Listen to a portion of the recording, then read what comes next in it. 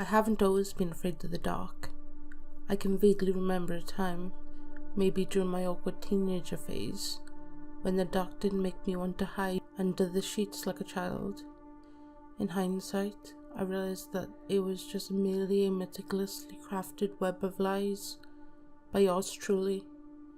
A facade I maintained, albeit unsuccessfully, just to feel like I was no longer that scared child, but the strong teenager I had painted myself as.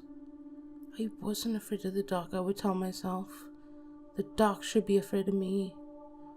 I quickly came to realize that the dark was not something I could befriend, not something I could contain nor control, but something far sinister than the mere absence of light. Something unnatural.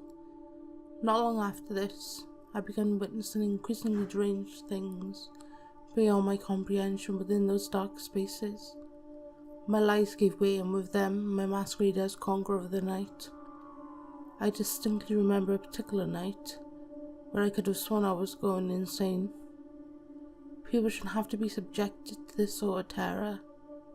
It was, as far as I remember, a relatively normal evening.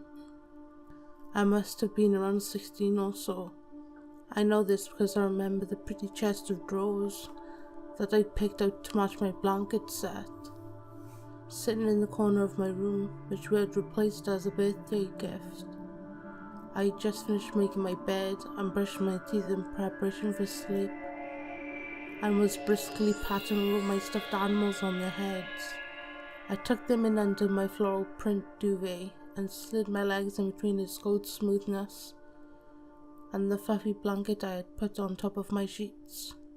My bed laid flush, with the wall furthest from my door, and faced the window that covered almost the entire opposite side of the room. I had thick, dark curtains covering most of the window. Mum always said I needed to keep them drawn, because of how cold my room could get. Of course I obliged. I didn't want to stare out into the darkness while I tried to get to sleep. My nightmares were bad enough. Tonight, however, a thin stream of light intruded into my room, falling on my bed and glinting off of my eyes. I moved my head to the right, attempting to break contact with the light, but as I moved, so did something outside. I chuckled aloud, nervously looking down into my stuffed lamb's eyes for comfort. I found none in its glazed over and lifeless buttons. My half-smile quickly faded as my stomach churned in fear. The line of light on my bed was suddenly broken by a shadow, before becoming a full stroke of luminescence. I did my best to console myself by snuggling into the recesses of my bed, burying the back of my body and arms in the mountain of stuffed animals and pillows. I'm sure it was only a cat or a possum, I said aloud, like the sudden noises would scare whatever had darted across my window away. This proved fruitless, as the light stream was once again broken by something moving outside. I heard myself audibly squeak in terror as I quickly closed my eyes and pushed my face into my lamp. Several minutes had passed, and I could hear nothing, save for the quiet snoring of my mum in the next room over, and the barely audible hum of the fridge and freezer in the kitchen. I breathed out heavily, most of my fear having subsided, but I couldn't help the nagging feeling at the back of my mind that if I opened my eyes, there would be something in my room, staring at me. Those fears quickly intensified, and I couldn't manage to fall asleep.